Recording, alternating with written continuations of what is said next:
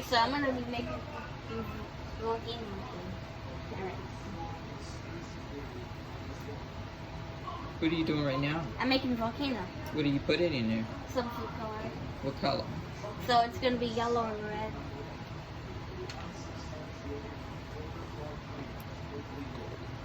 And what's already in the bottle? Vinegar?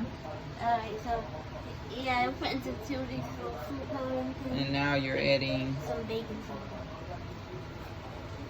That's a lot of baking soda. Wow. Whoa, holy moly. What if I add more? That's a bunch. That's what you call a... Volcano. That's a volcano. All right. Bye-bye. Bye. Thank you for showing us how to do a volcano. We really enjoyed that. And maybe everybody can hit that Like button. bye. Bye.